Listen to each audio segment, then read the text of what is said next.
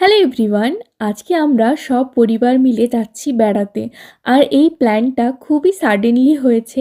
আসলে ব্যাপার হলো, পরপর হুট করে 3 দিন ছুটি পড়ে গেছিলো শবে বরাতের জন্য। সে কারণে আমার বাবা মা এসেছিল আমার বাড়ি, মানে আমার শ্বশুর বাড়ি। তারপর প্ল্যান হয় যে বাবা মা যখন এসেছে তখন সবাই মিলে কোথাও একটা ঘুরে আসি। তো আমি, রকি আর আমাদের 2 বাবা মা মিলে বেরিয়ে পড়লাম একেবারে সকাল সকাল।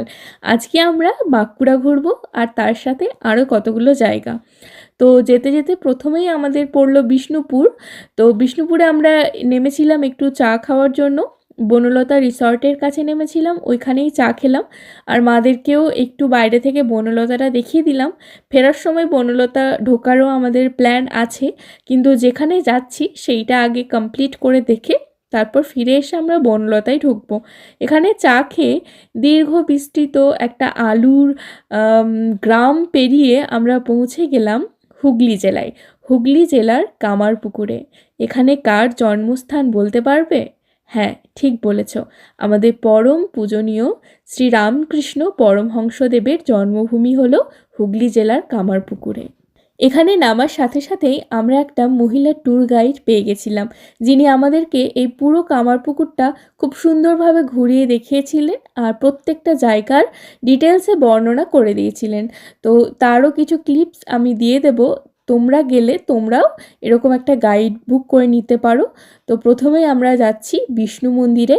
আর এই মন্দিরটার ভেতরে না খুব সুন্দর করে শ্রী রামকৃষ্ণদেবের জন্ম থেকে জীবন কাহিনীটা ভালো করে দেওয়া ছিল মূর্তির আকারে। তবে এই মূর্তিগুলো দীর্ঘদিন থেকে সেরকম খুব একটা পরিচর্যা করা হয় না, দেখে বোঝা যাচ্ছিলো ধুলো বসেছিল। তো সেটা করলে আরও সুন্দর লাগতো। আর তারপর আমরা গেলাম শ্রী রামকৃষ্ণদেবের পাঠশালাতে। এই পাঠশালাটা শ্রী রামকৃষ্ণদেব পড়েছে, ভাবতে পারো সেখানে এখন আমরা দাঁড়িয়ে আছি। আর বলছিল নাকি এই কাঠগুলো সব ওই সময়কারই। আর এখানে একটা খুব সুন্দর গল্পও শুনলাম, যেটা কথামৃততে লেখা আছে। শ্রী রামকৃষ্ণদেব লাহাদের পাঠশালায় পড়তে এসেছিল। তাকে যখন যোগ শেখাচ্ছিল তখন সে ঠিকই শিখছিল, কিন্তু যেদিন থেকে বিয়োগ শেখাতে শুরু করলো রামকৃষ্ণদেব কিন্তু সেই দিন থেকে আর পাঠশালায় যেত না। আর এটা হলো কামারপুকুর, যে পুকুরটার নামে এই গ্রামের নাম হয়েছিল কামারপুকুর। তারপর আমরা গেছিলাম ধনীমাতার মন্দিরে। ধনীমাতা ছিলেন শ্রী রামকৃষ্ণদেবের দাইমা বা ভিক্ষেমা। তারপর আমরা গেছিলাম দুর্গা দাস পাইনের বাড়ি, যার বাড়ি নিয়ে একটা খুব মজার গল্প আছে, যেটা আমি তোমাদেরকে নেক্সট মিনি ভ্লগে বলবো। এই মিনি ভ্লগটা ভালো লাগলে লাইক করে দিও আর কমেন্ট করে জানিও তোমাদের কেমন লাগছে।